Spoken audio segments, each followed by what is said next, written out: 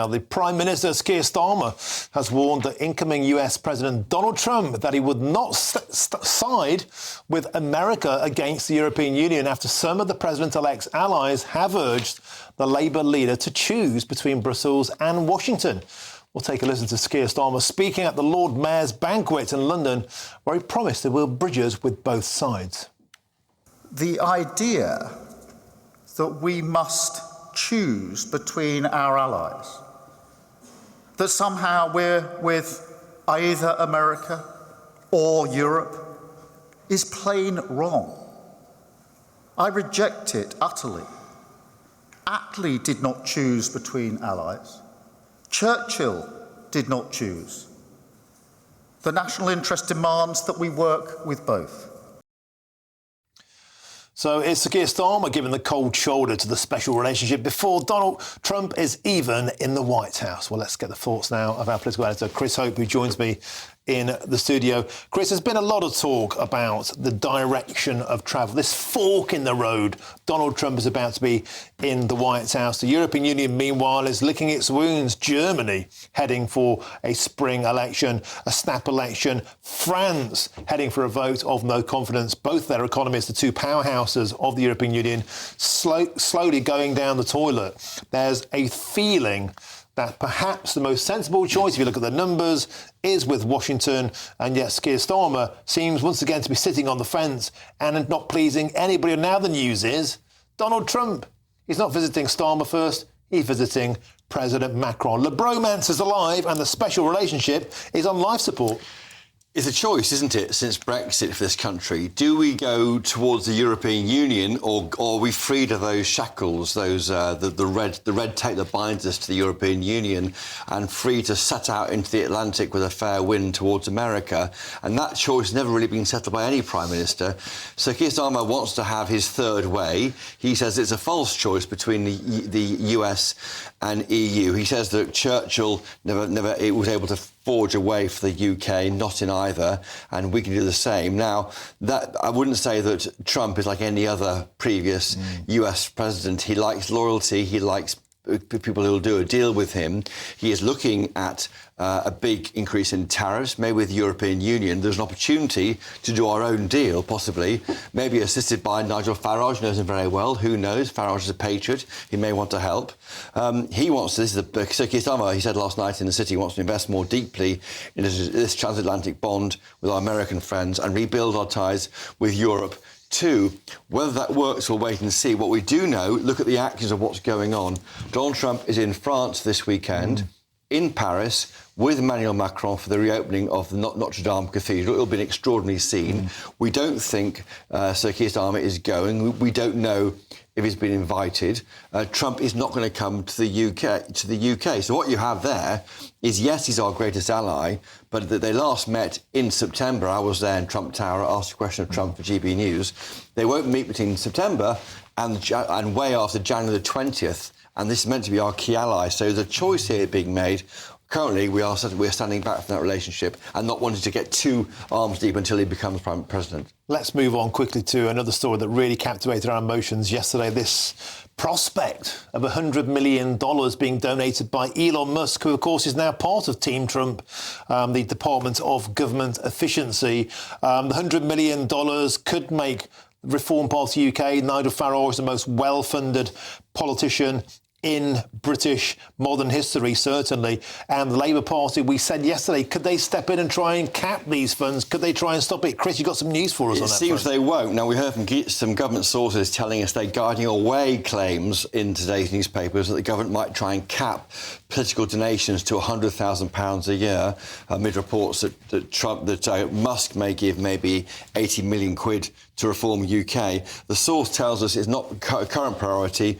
By law, it's a responsibility of political parties to verify their donors and whether they are permissible. And on the more general issue, on the record here from Number 10, will the PM welcome Elon Musk being more closely involved in UK politics? We've always said that we may look forward to working with President Trump and his whole team and his whole administration to progress US-UK relationship. We have a deep and special relationship across a number of issues, and we look forward to working with the President and his whole team too.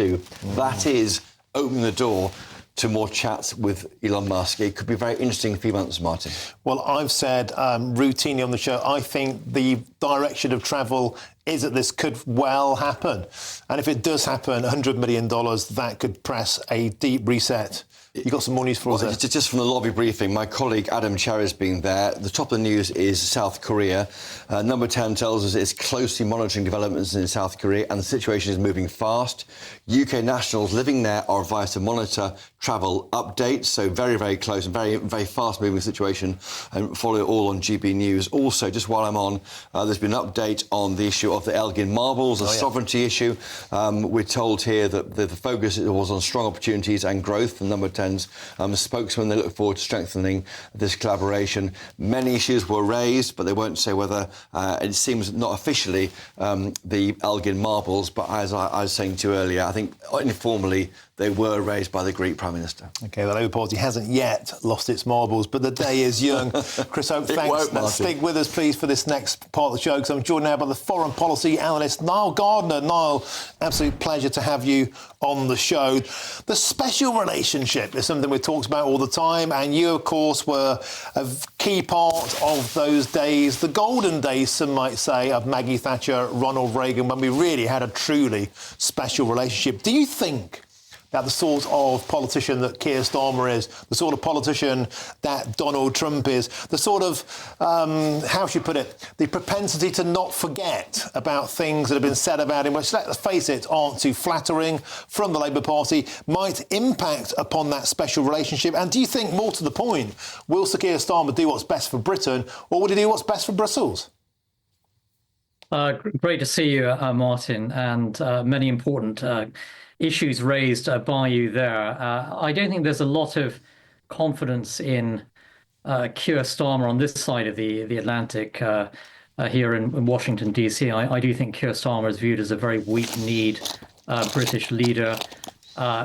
Two-thirds of his cabinet have made appalling statements about Donald Trump in the past. David Lammy, in particular, the Foreign Secretary, has made vicious comments about Trump previously. And I do think that, many in the United States view Keir Starmer really as a very clueless prime minister. And I was listening to his remarks last night. And he, of course, Starmer referenced Winston Churchill. Starmer is no Winston Churchill. I do not believe that Keir Starmer really understands the British national interest or the US-UK special relationship. He's kowtowing to Brussels. He's giving away the Chagos Islands to Mauritius. He's surrendering British influence, I think, left, right, and centre on the international stage at this time.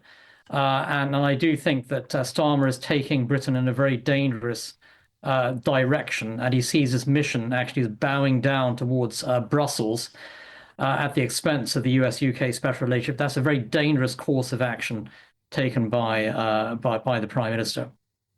OK, Niall, I'm joined by our political editor, Chris Hope. He has a quick question for you.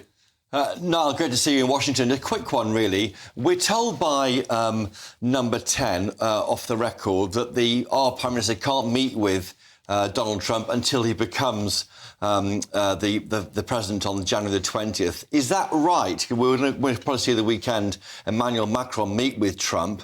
It means they won't really have met in about 4 months since that meeting in Trump Tower back in September.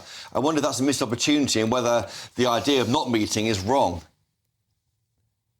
Great to see you, Chris. Well, I do think it's a missed opportunity.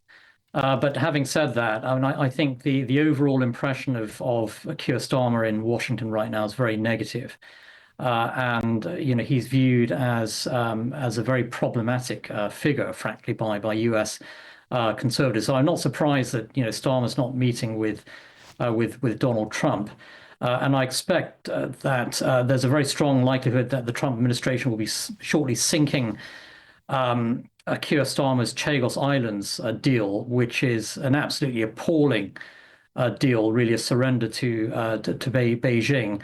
And I expect there are going to be some significant tensions ahead. But the reality is that, Keir Starmer does not come across as an effective, strong, powerful British leader. And his Labour Party is viewed here in Washington really as a sort of far left socialist political party. So I'm not surprised that there's going to be no meeting between, Starmer and Trump in the near future. Let's not forget as well that 100 Labour activists actually campaigned for Kamala Harris in the US presidential election in key swing states. And this is probably the biggest, political intervention in a U.S. presidential election by a foreign political party that we've seen in many, many decades. A very serious matter, and I do think there could well be congressional hearings held into this. So Starmer's off to a flying bad start, frankly, in terms of U.S.-UK relations, and I think that Donald Trump will take a very dim view, actually, of Starmer's, big government socialist approach and his grovelling towards the European Union, which I think is absolutely disastrous for Britain. OK, Nile Gardiner, superb as ever. We have to leave it there. Thank you very much. And of course, thank you, Chris Hope. Now,